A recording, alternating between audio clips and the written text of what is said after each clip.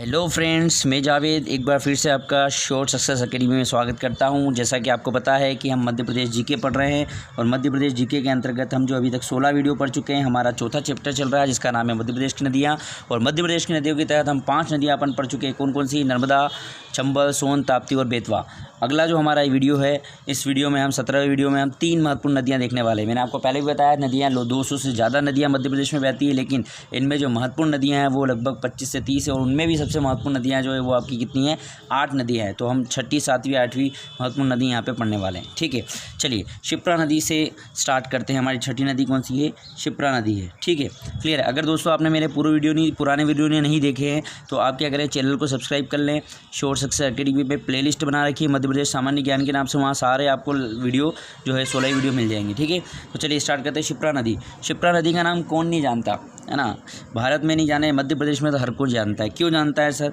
सिंहस्थ लगता है, कुंभ का मेला लगता है। ठीक है, शिप्रा नदी पे कुंभ का मेला लगता है शिप्रा नदी के तट पर। और शिप्रा नदी के तट पर कौन सा शहर है, जल्दी से बताइए? उज्जैन। ये भी पूछा गया है कि उज्जैन किस नदी के तट पर बचा है, तो शिप्रा नदी के तट पर। तो देखिए, मालवा की गंगा कहते हैं इसको, मालवा की गंगा कहते हैं शिप्रा नदी को। ठीक है, गंगा नदी। अब गंगा नदी से एक क्वेश्चन मैंने पिछले वाले वीडियो में भी बताया था कि बताइए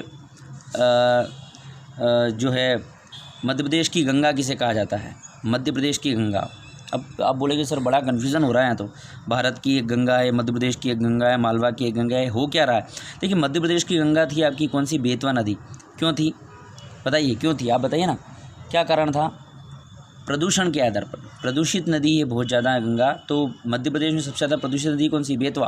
तो अगर पूछे कि प्रदूषण के आधार पर मध्य प्रदेश की गंगा कौन सी, तो आप बताएंगे बेतवा नदी। बेतवा नदी मध्य प्रदेश की गंगा है। मध्य प्रदेश की गंगा कौन है? बेतवा नदी। लेकिन मालवा की गंगा पूछे तो यार सर याद करना आसान है। आपको मैप में पता है कि उज्जैन कहाँ है? मालवा में आता है। इंदौर मालवा में, मंदसौर, नीमच, रतलाम मालवा में आता है। तो शिप्रा नदी कहाँ बहती है? उज्जैन में बहती है। तो उज्जैन कहाँ आता है? मालवा में। तो इसे क्या कहेंगे? मालवा की गंगा कहेंगे। तो ये आपका प्रश्न पहले ही सबसे महत्वपूर्ण बन गया, मालवा की गंगा। भाई निकलती कहाँ थी, जाती कहाँ है? तो देखिए, शिप्रा नदी क्या है? चंबल नदी की सहायक नदी है। अब बोलेंगे सर ये कैसे याद आपको? अरे 9 नदियाँ बताई थी मैंने, याद है कि नहीं आपको? शिप्रा, सिंध, याद है? काली सिंध, कुमारी, कुनू, केन, है ना, पार्वती, बेतवा, ये बताई थी 9 नदियाँ। याद है? ट्रिक के माध्यम से बताई थी। काली लड़की का कुंवारी रहती है तो वो गई नदी, ये शिप्रा नदी में शिव के किनारे, भैया मेरी शादी नहीं हो रही, तो उन्होंने बोला कुनू केन जाओ आशीर्वाद, उसकी नैया पार हो गई, पार्वती, बेतवा। समझ में आ रहा है कि नहीं आ रहा है यार? पुराने वीडियो देख लो, सारी चीज़ें समझ में आ जाएगी। शिप्रा नदी मालवा की गंगा कहते हैं। कहाँ से निकलती है साहब? इंदौर की काकरी बरडी पहाड़ी से। इंदौर की काकी याद रख लो, इंदौर की काकी है ये शिप्रा नदी। इंदौर की काकरी बरडी पहाड़ी से निकलती है। भाई उज्जैन से 50 किलोमीटर तो इंदौर है, तो वहाँ से निकलती है। और जाती कहाँ है? चंबल में। जाती कहाँ है? भाई सहायक नदी है चंबल की, है ना, चंबल में जाती है। इसकी लंबाई याद रखना है, लंबाई पूछी गई इसकी 195। हालांकि मैंने शुरू की 5 की लंबाई याद करने का बोला है। आप इससे ज़्यादा नहीं याद करें तो भी कोई दिक्कत नहीं है, कर ले तो अच्छा है। इसकी याद कर लें क्योंकि पूछी गई है। तो शिप्रा नदी मालवा की गंगा है, इंदौर की काकरी बरडी पहाड़ी से निकलती है, चंबल में जाती है। लंबाई कितनी? 195 किलोमीटर। अच्छा, ये एक महत्वपूर्ण, इसकी एक छोटी सी नदी है, लेकिन इसकी भी एक सहायक नदी है, खान नदी। खान नदी जो है वो इसमें मिल जाती है। ठीक है, तो याद रखिए शिप्रा की सहायक नदी कौन सी? खान नदी। चलिए ये बात होगी। एक महत्वपूर्ण बात जो इससे रिलेटेड है, आपको पता है कि शिप्रा नदी पे जो है सिंहस्थ कुंभ का मेला लगता है। तो कुंभ का मेला भारत में 4 जगह लगता है। कितनी जगह लगता है? 4 जगह लगता है। एक तो है उज्जैन में लगता है। उज्जैन में कौन सी नदी बह रही? शिप्रा नदी। तो उज्जैन में अभी 2016 में लगा था, याद है? 2016 में लगा था। उज्जैन में शिप्रा नदी के तट पर लगता है। एक नासिक कहाँ है? महाराष्ट्र में। नासिक में गोदावरी नदी के तट पर लगता है, ये भी याद है आपको। और 2 लगते हैं उत्तर प्रदेश में, हरिद्वार गंगा नदी में, है ना, और इलाहाबाद गंगा नदी में। ठीक है, 4 स्थान हैं, उज्जैन, शिप्रा नदी, नासिक, गोदावरी, हरिद्वार गंगा नदी और इलाहाबाद। 2 गंगा नदी की तरफ स्थान पर लगता है कुंभ का मेला। चलिए अब बात करते हैं हमारी 7वीं नदी की। छोटी सी नदी है पार्वती नदी। अब देखिए, जैसे आगे बढ़ते जाएंगे आपको ये 2-2, 3-3 जानकारी याद रखना पड़ेगी। जो बड़ी नदियाँ थी मैं ऑलरेडी बता चुका हूँ। और सबसे ज़्यादा संभावना रहती है कि प्रश्न आपका कहाँ से आए? नर्मदा नदी से, है ना। नर्मदा, चंबल, सोन, ताप्ती, बेतवा, ये 5 नदियों से ज़्यादातर क्वेश्चन पूछे जाते हैं। लेकिन फिर भी अपन आगे की कुछ नदियाँ आगे जाती जाएंगी तो आपने हो सकता है कुछ नदियों के नाम भी ना सुने हो। ठीक है, यह केवल नाम सुने उनके बारे में, तो केवल हम उनका ये पढ़ेंगे कि वो निकलती कहाँ से और जाती कहाँ पे। चलिए, तो अब पार्वती नदी कैसे याद करेंगे? तो देखिए, ये निकलती कहाँ से है? सीहोर से निकलती। कहाँ से निकलती? सीहोर से। और जाती कहाँ है? कोटा में। ठीक है, तो देखिए कैसे याद रखेंगे? सीहोर और पार्वती, ठीक है, पार्वती। तो देखिए पार करना है, क्या है ट्रिक इसकी, पार करना है, किसी चीज़ को पार करना है, ठीक है, कोई दरिया पार करना है, कोई कंपटीशन एग्ज़ाम पार करना है, तो होड़, होड़ होना चाहिए, होड़ पार करने की क्या होना चाहिए, होड़ होना चाहिए। सुस्त रहोगे कि यार ये तो इतना सारा कौन पढ़े, क्या है, वीडियो भी देखने में आसानी आ रही है, जो है आलसीपना आ रहा है, आपको लिखने में आलसीपना आ रहा है, तो फिर नहीं निकलेगी आपसे नौकरी कब निकलेगी पता है, जब आपके अंदर होड़ होगी, आपके अंदर कंपटीशन होगा, आपके अंदर जुनून होगा, ठीक है। तो पार करना है तो होड़ होना चाहिए, और होड़ के साथ बल भी चाहिए, चंबल, ठीक है। पार करना है पार्वती नदी, होड़ होना चाहिए, सीहोर से निकलती है, बल भी चाहिए, चंबल नदी में मिल जाती है।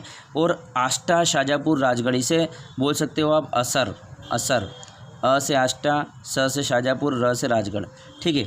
तो नर्मदा नदी के अलावा नर्मदा नहीं, पार्वती नदी में पार करना है तो पार्वती नदी कहाँ से निकलती है, सीहोर से, सीहोर में होड़ आ गया, ठीक है। तो बल होना चाहिए और तब असर दिखेगा, ठीक है। अब किसी चीज़ को पार करना है तो आपके अंदर होड़ होना चाहिए, और होड़ के से काम नहीं चलेगा, आपके अंदर बल भी होना चाहिए, ताकत भी होना चाहिए, तब आप जिस काम को कर रहे हो उसमें असर होगा और आप सक्सेसफुल रहेंगे। तो पार्वती नदी सीहोर से निकलती है, चंबल नदी में मिल जाती है, आष्टा, शाजापुर, राजगढ़ इसके किनारे बसे शहर है। चलिए आखिरी जो नदी हमारी इस वीडियो की वो देख लेते हैं हम, 8वीं काली सिंध, बहुत महत्वपूर्ण है, जानकारी तो कम है लेकिन महत्वपूर्ण है। काली सिंध कहाँ निकलती है, काली सिंध जो है देवास के बागली से निकलती है, देवास के बागली से। देखिए कैसे याद रखें, काली सी लड़की है, बाग यानी बगीचा, वास यानी रहना, काली सी लड़की बाग में वास करना चाहती है, तो उसने क्या कर दिया, सौदा कर दिया, सौदे में क्या खरीद लिया, एक बाग खरीद लिया।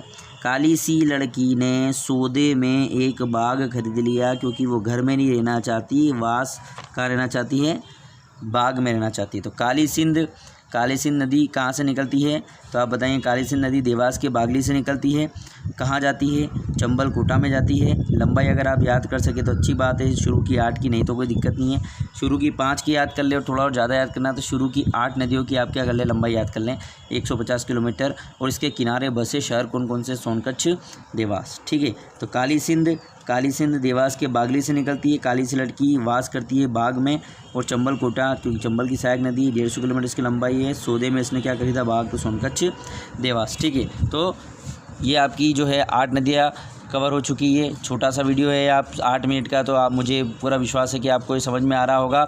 अगर समझ में आ रहा है तो लाइक करिए, शेयर करिए, सब्सक्राइब करिए, और अगर आप लाइक नहीं कर सकते तो कमेंट में ज़रूर बताइएगा कि और क्या क्या चीज़ इंप्रूवमेंट कर सके, ताकि आपको इससे ज़्यादा से ज़्यादा फ़ायदा हो। धन्यवाद।